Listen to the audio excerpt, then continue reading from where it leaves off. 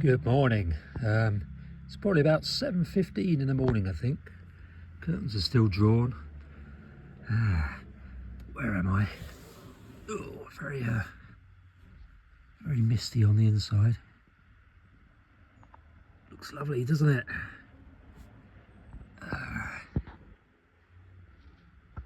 There's my feet. So I think I'm gonna see if I can put the drone up just here. We're on Leeson Road in Bonchurch. My first challenge though is to attempt to scramble onto my God blimey, onto my driver's seat. That worked. I have a feeling the old camera was a bit fogged up there. Let's bring the window down. That does look nice, doesn't it?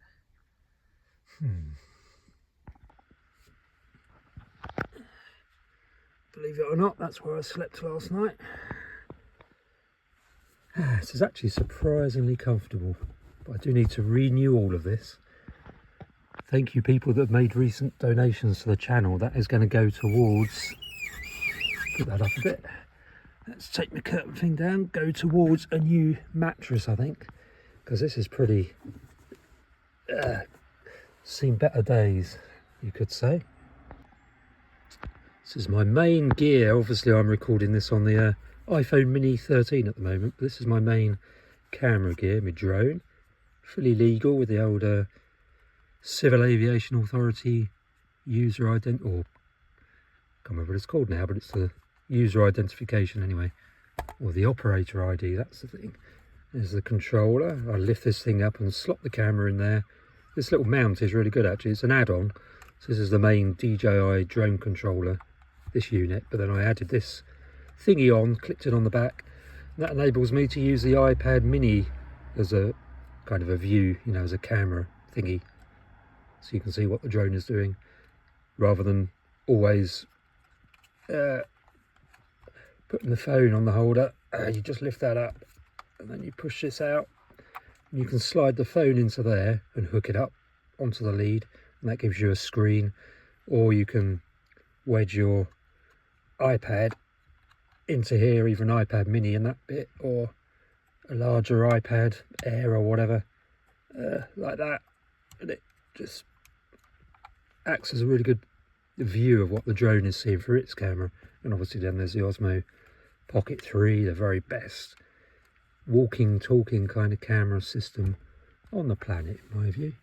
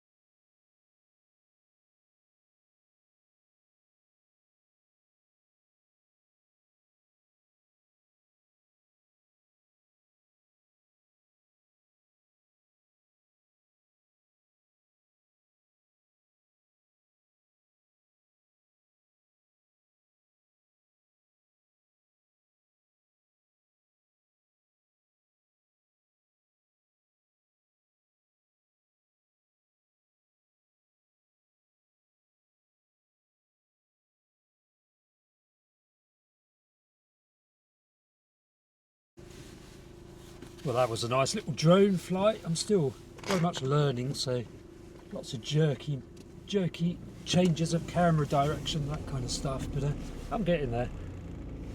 And do tell me in the comments section if you like or dislike the drone shots. I like doing them, but I don't do this channel just for me. I want to know what my viewers think. Now the window may be a bit misty, so that's a very slow moving car. Yeah.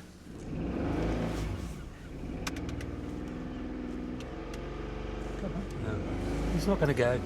Just going to sit there. I was trying to let that car out, but he wasn't watching what I was doing.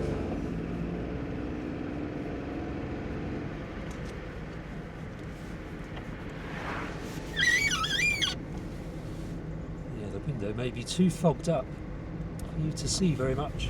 Let's put the heating up. Yeah, just learning the drone. So I have got the old Avata as well, which is an FPV, meaning you have to wear a pair of goggles to fly it. And I've not really practiced that one properly yet. But when I do, I'm going to start doing more FPV type videos. And with those, that's a good place to be really slow. And with those ones, the horizon won't be locked, so it will tilt the horizon as the drone flies around, and it'll be going fast, be more like a jet, flying like a jet, so the horizon isn't fixed. And my little more cinematic drone shots, so that should be fun. But yeah, do tell me if you appreciate the drone shots. Equally, do you enjoy these kind of driving shots as well? Yeah. Wait a minute, buddy.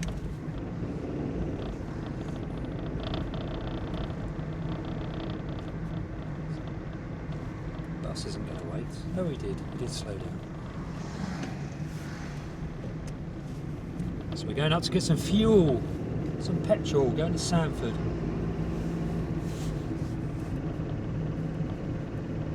Wish I didn't have to do that this morning because it's a lovely morning. I'd like to get some more drone footage, but it is what it is. It's 7:49 now.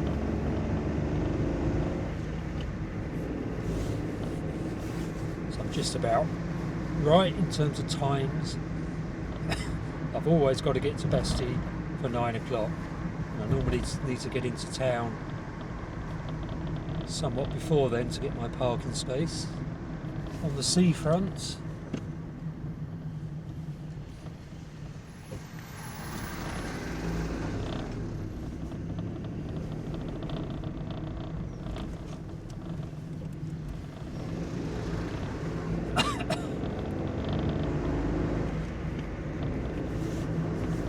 kind of into the busy time on the roads at the moment. I suppose it's any time from 8 onwards.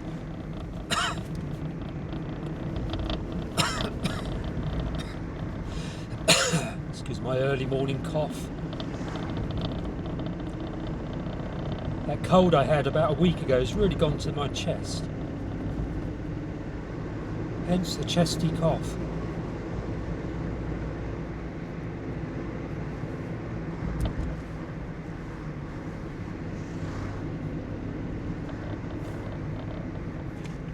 So this week is frantically report writing week for this farm cluster plan I'm doing in Dorset.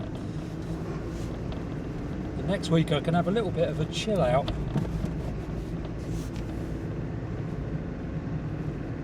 Begin to focus on other things for that particular bit of work I'm doing in Dorset. I'm going to carry on doing it for a bit longer.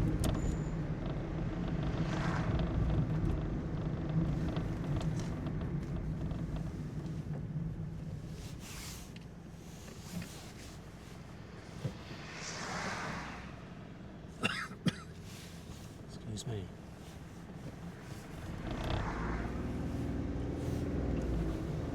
Take a gulp of coffee.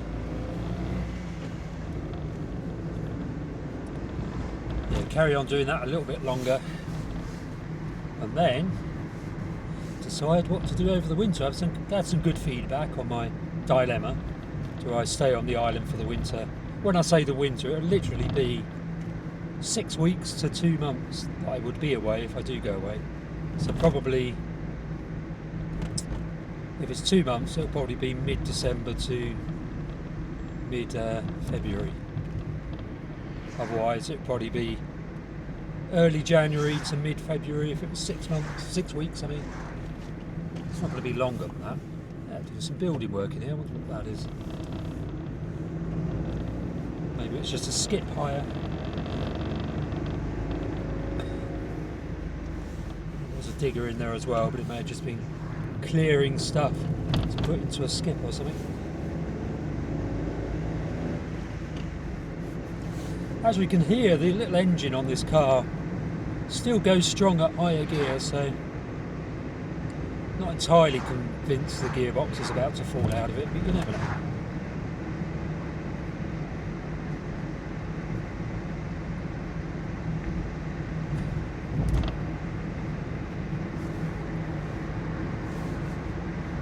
My new glasses might be arriving today, which will be such a relief. They're normal glasses, they're not sunglasses. I can see perfectly well. When I'm driving that, it's just closer up. And when I'm staring straight to the sun as well, it can be a bit tricky with these glasses. What I'm going to do is, with these sunglasses, I'll send them away to get new lenses put in, because the frame is really good on these ones. It's quite strong and they look okay. The ones I bought are really cheap. I bought them online from Specsavers with my prescription lenses, so I haven't a clue what they're going to look like, but they looked okay. I quite like discreet ones with a thinner frames that don't look too in your face, so to speak. See what I did there? Don't look too obvious. God, this road is really breaking up quite a bit now through here.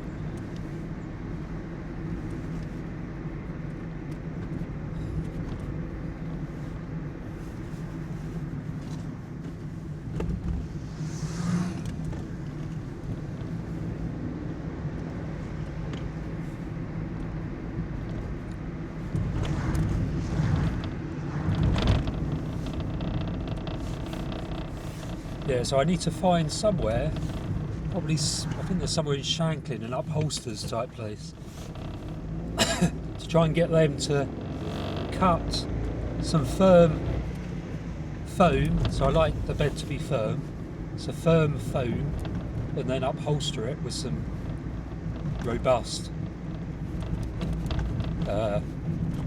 cover that can be unzipped, so it's easy to clean. That'll be my new mattress. Probably cost a couple of £100, which will be painful, but I've had this camping roll-out mattress thing, which is actually really good. I've had it since I moved into the car base. No, before that actually, because I had it, I think I did anyway. Don't quote me on this, but I might have had it at the house. Not sure about that. I might have bought it. No, actually I'm more likely to have bought it when I had the van, thinking about it, because otherwise it would have been the first thing I would have put in the van, rather than use the foam that was already in there. So no, I definitely bought it after I got the van, thinking back. So it needs replacing. It's quite old now. It'd be lovely to have a really nice firm mattress to sleep on for however long I will remain in the country. So your donations go towards that. So if you want to donate, sound like a beggar now, don't I? I hate doing that, but it does help. There is a buymeacoffee.com link in the description below. What a beautiful day. The autumn colours going to be absolutely stunning this autumn, I think. We're not there yet. We've got a week or two before it really starts to turn.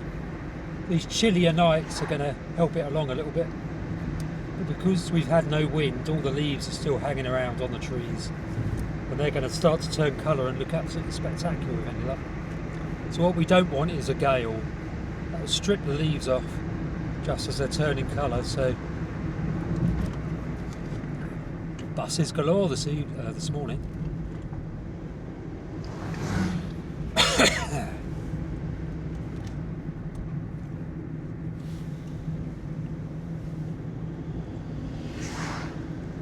Oh dear.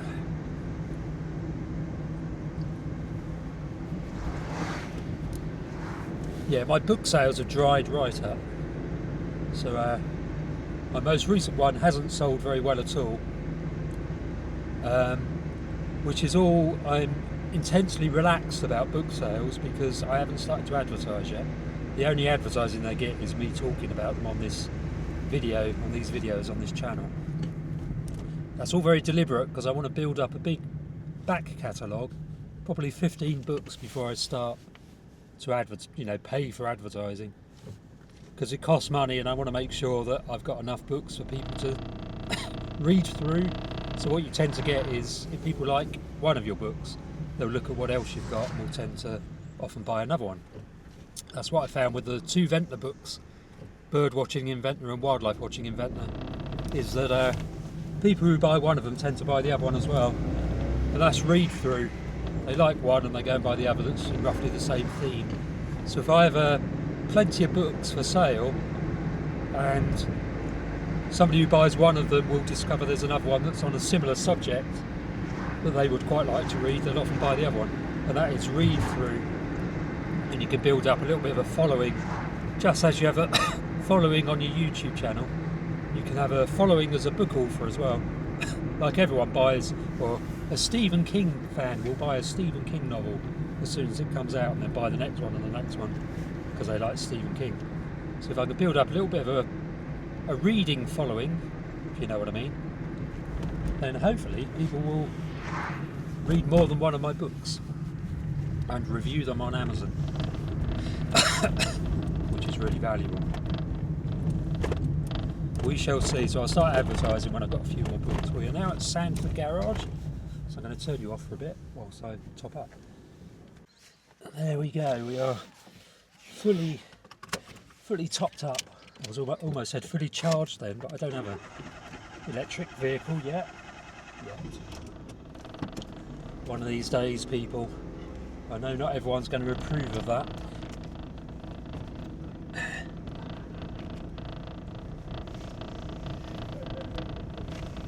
Right, which way shall we go back? I'm tempted to take Flea on a little bit of a round tour. Go via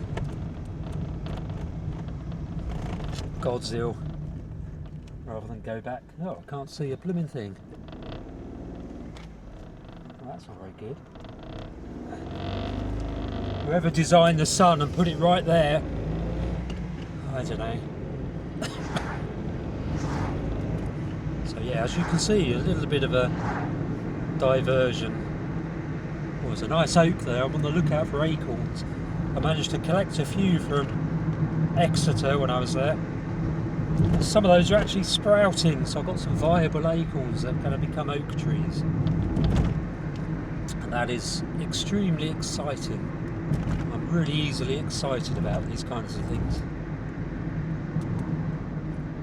What I think I'll do is stick them in the ground at Bestie's in that little flower bed to let them overwinter there and put down a bit of a taproot. Actually, is that very wise?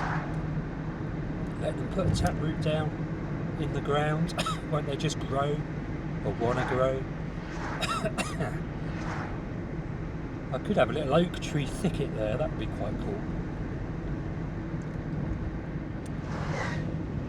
I'm the world's biggest fan of oak trees because they're awesome. What more do I need to say? As in sessile oak and pedunculate oak, they're the highest species richness and biomass of wildlife of any native European tree species. So I said two different things there, species richness and biomass. So species richness obviously means lots and lots of different species like oak trees, and then biomass means there's just lots of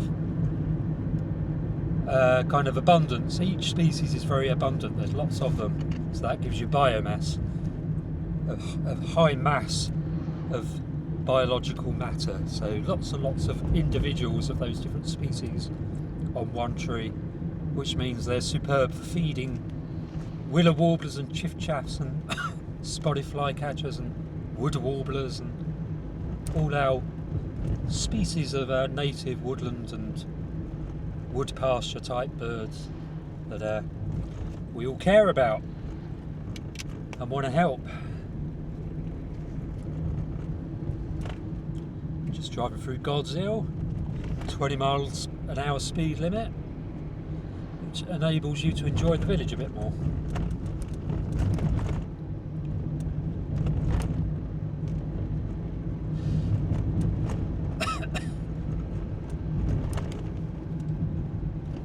Pretty sure we've gone up to 30 again now, and this guy in front doesn't realise that. Yep. No, he just was waiting for the turning. That would be a nice van to live in, the one in front, because it's square edged, square sides, which means building the cabinets inside would be easier than if it was a slanty sides, which most vans are. That would be a really nice van. It's a long wheelbase, and I'd rather have, to be honest, a high roof, short wheelbase van, just because then you can stand up in it, and I don't need much space. Yesterday I got rid of another 6 books. When I say got rid of, I donated them to a young student on the Isle of Wight, and she's keen to learn, and they're natural history books, and she's into natural history, so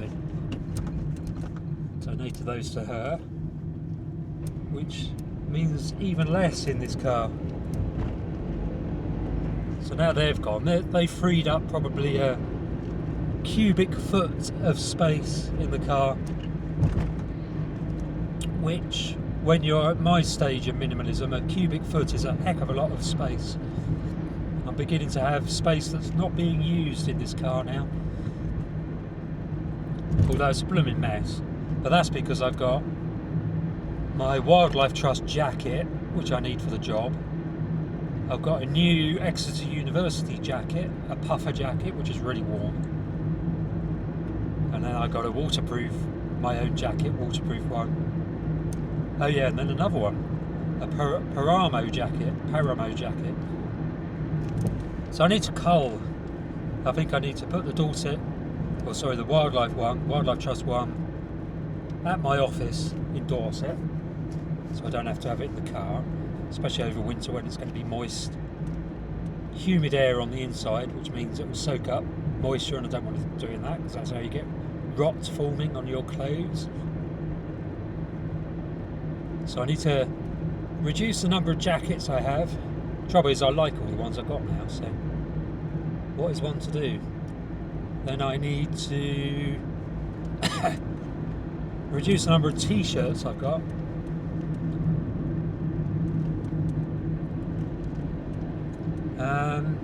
Shoes are fine. I think I've got some beach shoes somewhere, which I'll donate to the charity shop.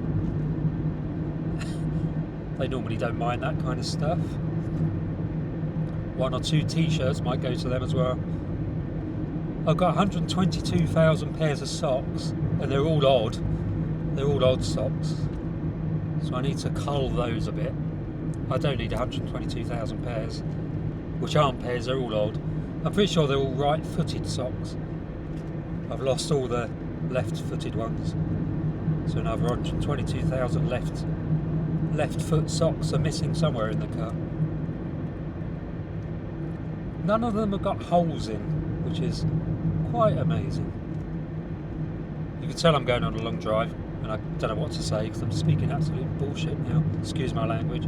That'll get an explicit tag on my thingy, on my video, which will be unfriendly for advertisers. I'll try to remember to buzz that out if I can remember. Because if it gets flagged, it won't be monetised, and I won't get my 2p for this video.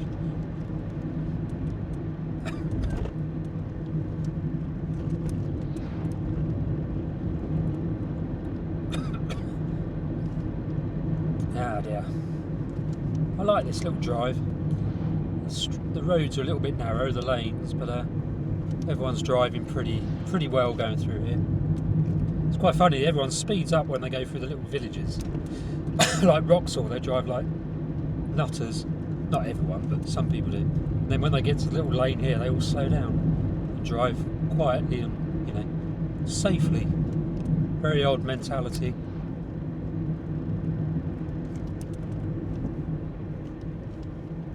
Two things I can't understand are people in vehicles who drive like nutters and dog walkers who've put their dog's poop in little plastic bags and lob the plastic bags in the nearest bramble bush where you can see them hanging in bramble bushes. Why do dog walkers do that? Not all dog walkers, like not all car drivers speed, but a good number of them do. I watched one chap on Ventnor Downs throw a little bag, a blue bag of dog poop in one of those pill boxes up on the downs, and I had to look in after he'd left and there were loads of blue poo bags. So he clearly does that every time he goes up there, and he goes up there every day. Rather than take the poop home with him, and rather than just leave the poop on the ground, which would be, well, I don't know if that would be better, but he just lobs every single poo bag in one of those pill boxes. I told the National Trust, who owns it, that he's doing it. I didn't identify him, I just said he drives a grey, those big butch cars, can't remember what they're called now. The big blocky hyper safe cars that crush anyone else's cars. Can't remember what they're called now. But he drives one of those. I just told him the car he drives, but and they evidently went and cleared it all out, all the poop bags. So it'll be interesting to see if he's still doing it.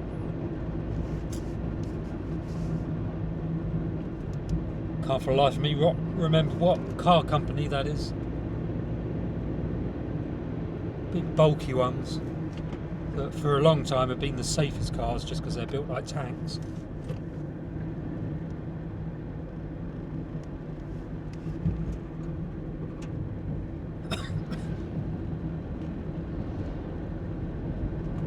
So we are now coming up towards Dean Farm. We've driven through Whitwell.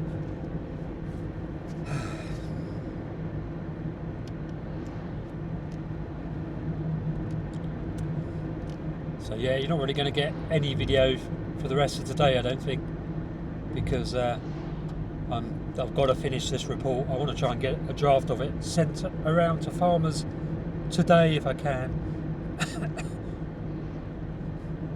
I don't want it hanging over me for the rest of the week. If I can get something draft out, definitely won't be a kind of a clean draft. It'll be just an early draft for people to comment on, and we can go from there. There'll be two reports, one very short one, which is the one the farmers may actually read, then the much longer technical report, which the farmers won't read. Well, one or two of them will, because they're geeks, but generally speaking, most of the farmers aren't going to read the long technical report, but it is a resource. So when they do their fundraising, they've got loads of information in the technical report. They can literally cut and paste it into their grant applications. So it becomes a living document, a kind of a resource pack, really, for them to use as they feel fit going forward. Once I'm out of the picture, they'll have all the information I've gathered up over time. Happy days from their point of view. And then I've got to find a part-time job somewhere over next summer when I'll be back on the island doing loads and loads and loads and loads and loads of videos. I'll have more books out by then. I'll hopefully have at least 15 by next summer. I think it's 10 now, 9 or 10. I would have started to advertise, hopefully, the books. So I'll start to get a better trickle of income. If you remember, my stretch target is £30 a day, my income, minus tax, or after taxes, that is. Obviously it's all self-assessment. After that, well, some of it is anyway.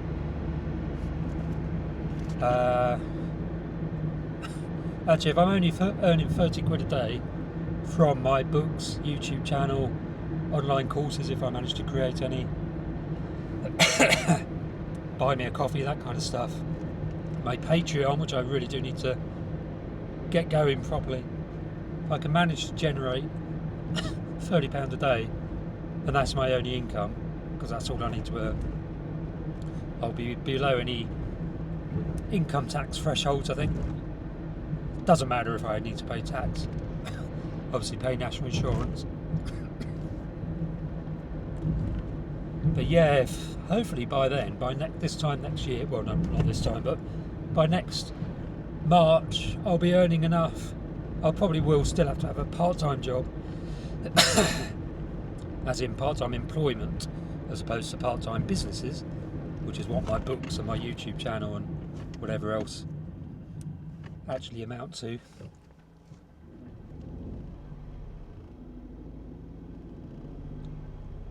Never usually encounter cars on this little junction here. Yeah, that is going to be quite exciting next year to see if my little ventures actually work out. If you haven't bought my book, Breaking Free, that describes my various little side hustles and how I've been going about setting them all up, my book writing and YouTube channel and YouTube channels. Yeah, my other YouTube channel is 867 subscribers, I think. So I just need to get up to 1,000, then that one will be monetised, and I'll get another 2p a day from that one as well. Probably won't actually, because it's a lot fewer visitors than on this one. A lot fewer viewers. So it'll probably be less than 3 or 4p a day, I think, on that one. For now. I'll build that one up. When I've got more time on my hands, I can spend a lot more time kind of doing scripts for videos and doing better quality videos. At the moment it's just these kind of vlogs where I don't do too much effort to actually put them together. I literally do this unscripted yakking on about nothing in particular. When I have more time, I can create much nicer videos. That guy was in the middle of the road initially, so that'll be good. Much nicer videos hopefully mean more viewers.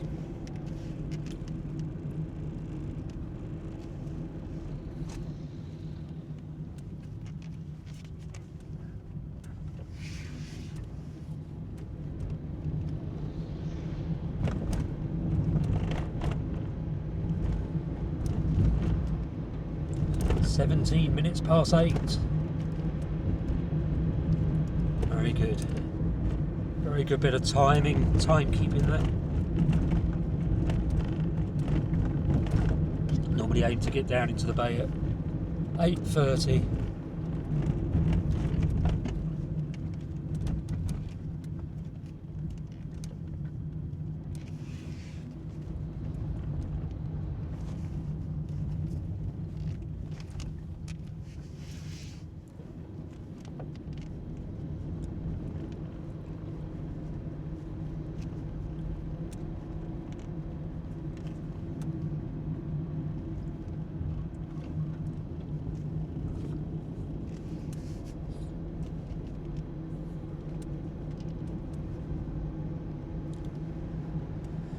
It's the 24th of September and it looks and feels more like summer. I mean, the breeze is dropping the temperature down a bit, but it's still relatively warm. When you get out of the breeze and you're in the sun, it's absolutely gorgeous.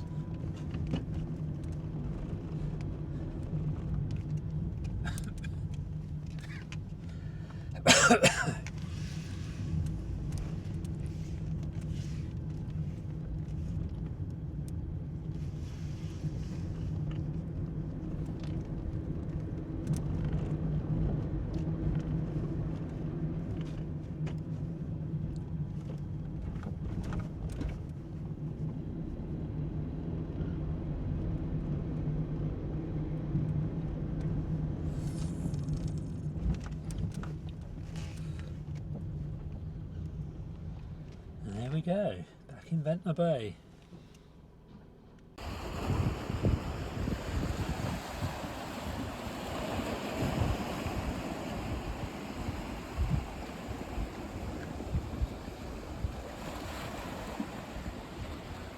It was quite a chilly start, but not much cloud around. I think the sun is going to burn that off in no time at all. So it's going to be a lovely day, I think. I'm going to leave you in a minute with a view of the harbour, and then go into Bessie's and Spinky's and have a cup of coffee. And I'll do some more drone flying, no doubt, later today. But yeah, let's go and look at the harbour quickly.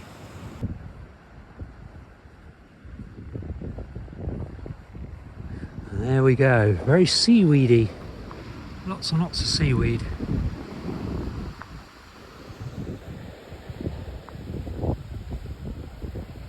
Smelly times in Ventnor Harbour.